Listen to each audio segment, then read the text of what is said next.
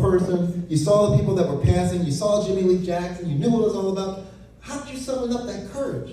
Well, you know, when you're young, you think you're invincible. That's true. And my parents really didn't tell us what was going on. They didn't sit down and tell us that they were being threatened every day and all of the negative things that were happening to them. They would tell their friends, and I would learn later some of the things that they had endured.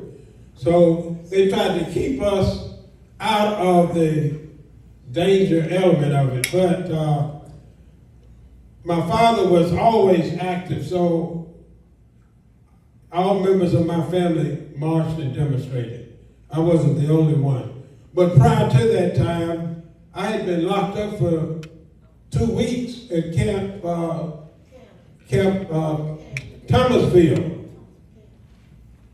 Like Betty was saying, the day we were locked up, we were students, and the principal Yellow had indicated that we were going to be kicked out of school if we participated in marching. Wait a minute. This is a black school, right? Black R.B. Hudson High School. It's a black school? Yes, sir. The principal was a black man? Black man. And the black principal said to his students, what was that? That he's going to kick you out. We would be kicked out of school if we participated in marches and demonstrations. Wow. And, you know, they had to keep their jobs. And we were the ones that led the teachers, forced the teachers to march. They followed our example of participating and being active and standing up. But prior to the march, I had been in jail for 2 weeks because of what Betty Thornton said.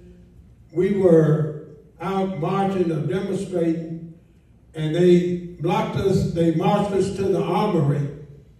And from the armory, we were, in order to keep us kind of quiet, they told us to push the wall down. What does that mean, push the wall down? That means you stand against the wall and you push the wall, and that's an impossibility. Right. And so, one of my football partners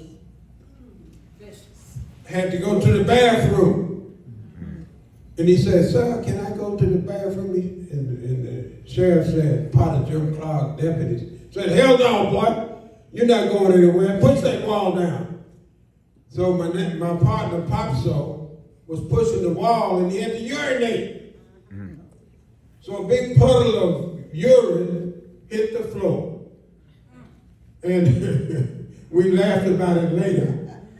But that was part of the thing that, and so from there, they bused us to various places, and we were in a cow pen. There was a cow pen that they locked the boys and the girls up in.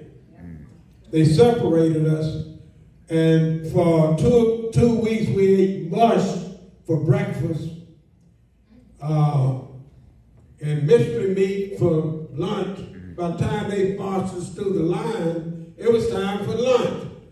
And we marched through the line. When it was time for lunch, it was dinner time because there were so many of us. They fingerprinted us, and we were still singing freedom songs all through the